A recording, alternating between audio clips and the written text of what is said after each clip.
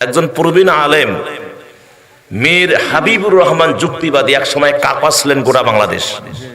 উনি বলেছিলেন যে আমাদের ওয়াজ নিতে গেলে প্লেনের টিকিট লাগবে, এ লাগবে, সে লাগবে। আমি কেন এই কথা বলি? আমরা যখন প্লেন থেকে নামবো, যারা আলেম বিদ্বেষী তারা বুঝুক না রে আলেমদের দাম তো কম না রে, মানে এভাবে বলতে আলেমদের দাম তো কম না রে আমার ভাইয়ের। এই জন্য আলেমদেরকে সম্মান সাধারণ মানুষ না দিলেও আমার আল্লাহ সম্মান দিয়েছেন, আমার নবী সম্মান দিয়েছেন, আল্লাহর রহমতের ফেরেশতারা সম্মান দেন। আমি আপনি ওই অহংকারী করিয়া লাভ হবে না, কথা বলেন তাই না? আমার সম্মানিত ভাইজান, গোটা বাংলাদেশ শুধু নয় গোটা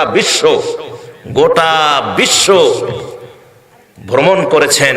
50 বৎসর যিনি কোরআনের দাওয়াত দিয়েছেন, আমাদের হৃদয়ের স্পন্দন, বক্তাদের আইডল, তাফসীর কারকদের আইডল, নন্দিত মুফাসসিরে কোরআন, যোগ্য মা যোগ্য বাবার আদরের যোগ্য সন্তান, পিরোজপুরের গৌরব, গোটা বিশ্বের গৌরব, শহীদ আল্লামা দেলোয়ার হোসেন সাইদী। কথা বলে ঠিক কিনা? সম্মান আল্লাহ দেয় নাই? আরে সম্মান, এমন সম্মান দিছে, বাংলাদেশের মধ্যে খালি 2 জন কাবা শরীফে ঢোকার চান্স পেয়েছিলেন, তোর মধ্যে একজন হলেন আমাদের শহীদ আল্লামা দেলোয়ার হোসেন সাইদী। হ্যাঁ, ওরা যতই চুলকাবে আলেমদের সম্মান আল্লাহ তত বাড়িয়ে দিবে।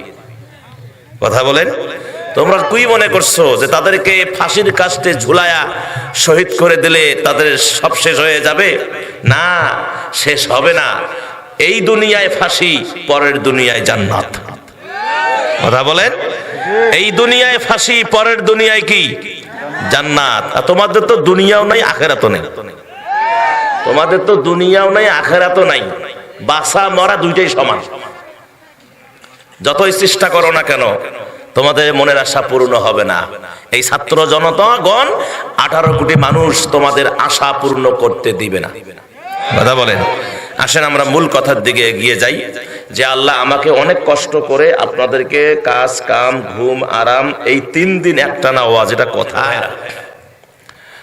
3 দিন সারাদিন কাজ, রাতে ওয়াজ, আপনারা কষ্ট করে বসে আছেন আর আমি কষ্ট করে সেই রংপুর থেকে আসলাম। এ দয়াটা কে করেছেন? আমার আল্লাহ করেছেন। সবচেয়ে বড় দয়া হলো আমার আল্লাহ সুবহানাহু ওয়া তাআলা আমাদেরকে মানুষ তো বানাইছেন গরু ছাগল উট দুম্বা ভেড়া বকরি ইত্যাদি না বানায়া আমার আল্লাহ আমাদেরকে বানাইছেন মানুষ।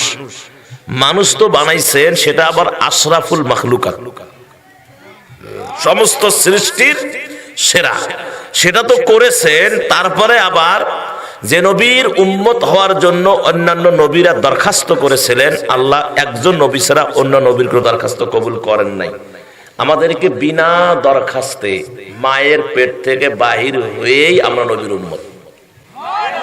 রুহের জগতে যখন ছিলাম তখনও আমাদের নবীর উম্মত আমরা, মায়ের গর্ভে যখন ছিলাম তখনও উম্মত, যখন পানি আর মাটির সাথে ফলের মধ্যে আপনার সবজির মধ্যে মূলার মধ্যে শাকের মধ্যে আমরা ছিলাম তখনও আমরা নবীর উম্মত, ঠিক কিনা?